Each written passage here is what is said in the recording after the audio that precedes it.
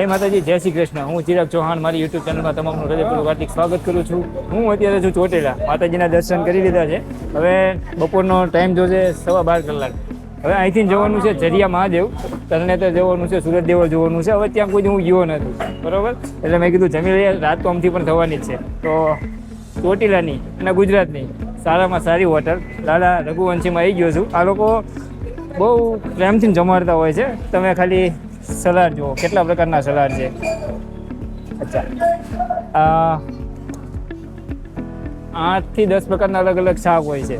છાશ તેમને આખી ભગવાની ભરીને આપી દીધી છે, બરાબર. તો તમારે જેટલું જમવું એટલું અનલિમિટેડ. લાલા રઘુવંશી હોટલે જમતા હતા અને અચાનક અમારા ગામના કાકા અમને ભેગા થઈ ગયા, તો તેમને પણ તમને બતાવું.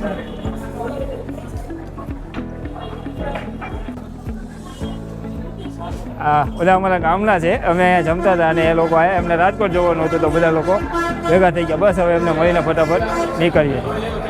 ચોટીલાથી થાનગઢ જતા રોડ ઉપર તરણેતર બાજુ જે રોડ જાય તે રોડ પર નવા ગામની આગળ જ તે બોર્ડ પણ મારેલા છે જરિયા મહાદેવના. તે બાજુથી જરિયા મહાદેવ જવાય. તમે જોઈ શકો છો આ બોર્ડ. અને સામેની સાઈડ ચોટીલા બાજુથી આવો તો અહીંથી ડાબી સાઈડ બોર્ડ પણ મારેલા છે. આપણા કેપ્ટન છે અત્યારે રાકેશભાઈ, તો રાકેશ બાઇક ચલાવે છે, હું પાછળ બેઠો છું. ચાલો. ગુજરાતની કાચ અને એલ્યુમિનિયમ માટે સારામાં સારી કંપની ડ્રીમ એન્ટરપ્રાઇઝ, કે જે બહુ જ સરસ મજાનું કાચ અને એલ્યુમિનિયમનું કામ કરે છે. આ બંગલો ગોજારિયા બનાવ્યો છે તેમને. સરસ મજાનું કાચનું કામ કરેલું છે અને એલ્યુમિનિયમનું પણ કામ કરેલું છે. તો જ્યારે તમે સ્લાઇડર કે કોઈ પણ કાચ કે એલ્યુમિનિયમનું કામ હોય તો તમે ડ્રીમ એન્ટરપ્રાઇઝનો કોન્ટેક્ટ કરી શકો છો. બહુ જ સરસ કંપની છે ડ્રીમ એન્ટરપ્રાઇઝ, જે ગુજરાત અને રાજસ્થાનમાં કામ કરે છે. અને આ કંપની તમને ગુણવત્તા સાથે રિઝનેબલ ભાવમાં તમને કામ કરી આપશે. આનીથી સસ્તું તમને અને ગુણવત્તાનું કામ તમને બીજો કોઈ નહીં કરી આપે. તો કાચ અને એલ્યુમિનિયમના કામ માટે અત્યારે જ કોન્ટેક્ટ કરો ડ્રીમ એન્ટરપ્રાઇઝનો. ચોટીલાથી નીકળીને જરિયા મહાદેવ મંદિર હું પહોંચી ગયો છું. બહુ જ સરસ મજાની જગ્યા અને કોઈ અલગ પ્રકારની જ જગ્યા. પહાડોથી ઘેરાયેલી આ જગ્યા છે અને બહુ જ શાંત વાતાવરણ છે. જે મેં ટર્ન લીધો ત્યાંથી 6 કિલોમીટરનું અંતર હતું. કોઈ વ્યક્તિ મને સામું નથી મળ્યું, કોઈ વાહન ત્યાં સામે નથી મળ્યું અને સાવ જ શાંત વાતાવરણ. આજે પૂરેપૂરો વિસ્તાર છે, પથરાળ જમીન છે અને નાના નાના પહાડો છે અને બહુ જ શાંત વાતાવરણ છે. બહુ જ બધા વૃક્ષો વાવેલા છે અહીંયા, તમે જોઈ શકો છો.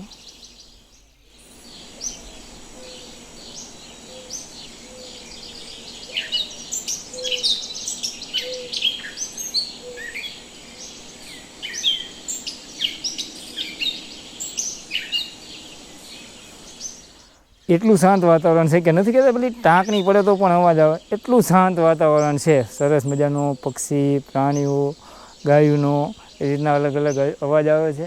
બહુ જ મસ્ત, સુપર. હકીકતમાં બહુ જ શાંતિ મળે એવું વાતાવરણ છે. બહુ જ મસ્ત સરસ મજાનું જરિયા મહાદેવનું મંદિર. હું તમને મંદિર પણ દેખાડું. હકીકતમાં બસ મજા આવી ગઈ. દિલમાં આમ કંઈક અલગ પ્રકારની જ ખુશી મળે.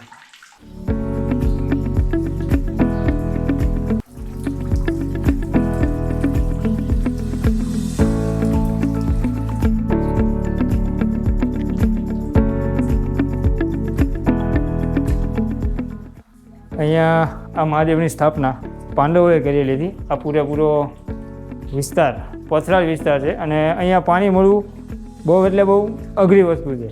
તો એવું કહેવામાં આવે છે કે આ શિવલિંગની, આ મહાદેવની સ્થાપના પાંડવોએ કરી હતી અને અહીંયા પાણી નહોતું, તો તે પાંડવો અહીંયા પાણી લાવ્યા હતા અને ત્યાંના આ શિવલિંગ ઉપર 365 દિવસ અહીંયા પાણી પડે છે, જેના કારણે આ મંદિરનું નામ જરિયા મહાદેવ રાખવામાં આવ્યું છે. ગમે એવો દુકાળ હોય તો પણ અહીંયા પાણીનો અભિષેક ચાલુ જ હોય છે. હવે પાણી ક્યાંથી આવે છે એ આજ સુધી કોઈ શોધી શક્યું નથી. વૈજ્ઞાનિક રીતે પણ ઘણા પ્રયત્નો કર્યા, પણ તો પણ ખબર નથી પડતી કે આ પાણી ક્યાંથી આવે છે. 365 દિવસ અને વર્ષોથી ગમે એવો દુકાળ પડ્યા, કદાચ દુકાળ જેવી પરિસ્થિતિમાં પણ મહાદેવ ઉપર પાણીનો જળ અભિષેક બંધ થતો નથી. 365 દિવસ અને 24 કલાક મહાદેવ ઉપર જળ અભિષેક થાય છે. અને ચોમાસું હોય તો આ પાણી ઉપરથી આવે, અહીંયા આવે અને આ બધી પાણી નદીમાં જતું રહે અને આ બધું પાણીથી ભરાઈ જાય છે. બહુ જ સરસ મજાની જગ્યા છે. કુદરતી વાતાવરણ એટલું સરસ છે કે તમારું દિલ ખુશ થઈ જાય. અને જે અહીંયા બધા જે સાધુઓ, જે અહીંયા મહંતો હોય તેમની આ બધી સમાધિ અહીંયા છે.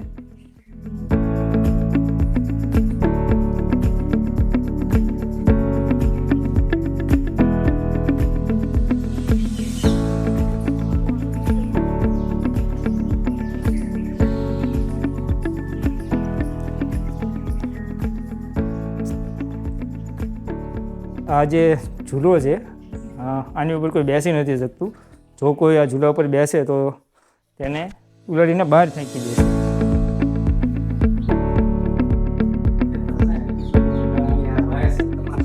અહીંયા 5 પાંડવોએ નિશાન બનાવ્યા હતા. અહીંયાથી જ્યારે 5 પાંડવો આવ્યા ત્યારે આ જે મહાકાળી માનું મંદિર છે, આ ગુફા હતી, એની અંદર છોકરા જતા રહેતા, એના કારણે ગુફાને બંધ કરી દીધી છે. 5 પાંડવો અહીંથી આવ્યા હતા તેવું કહેવામાં આવે છે.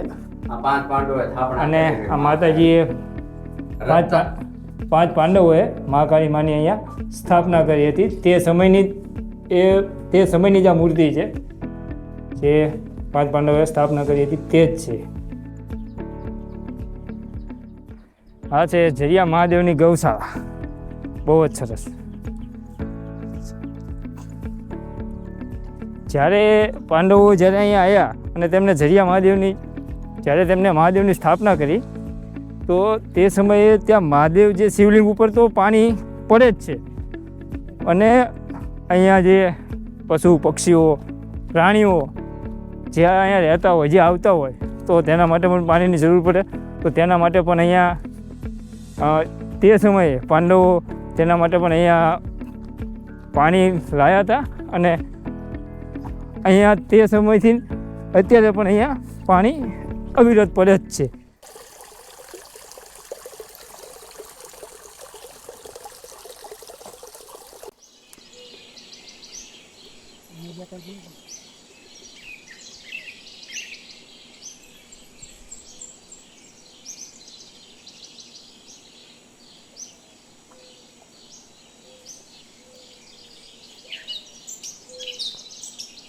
અહીંયા જે પાણી લાવવામાં આવ્યું હતું તે પશુ પક્ષીઓ અને પ્રાણીઓ માટે લાવવામાં આવ્યું હતું કે જેના કારણે અહીંયા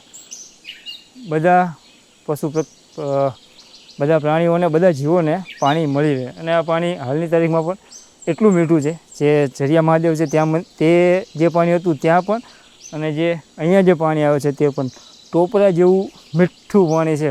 બહુ જ મસ્ત. તો હું એવું કહીશ કે તમે ઝરિયા મહાદેવ તમે નથી જોયું તો તમે કશું નથી જોયું. બહુ જ મસ્ત જગ્યા છે. તો ચોટીલાથી 15 કિલોમીટર દૂર, ચોટીલાથી થાનગઢ જતાં નવા ગામથી લેફ્ટ સાઈડ ત્યાં બોર પણ મારેલું જ છે. 6 કિલોમીટર અંદરની સાઈડ છે. બહુ જ સરસ મજાની જગ્યા છે. તો ચોક્કસથી તમે ઝરિયા મહાદેવ દર્શન કરવા માટે આવજો અને વિડીયો જોવા માટે ખૂબ ખૂબ આભાર. અને બાઇક ચલાવતી વખતે હેલ્મેટ અવશ્ય પહેરો.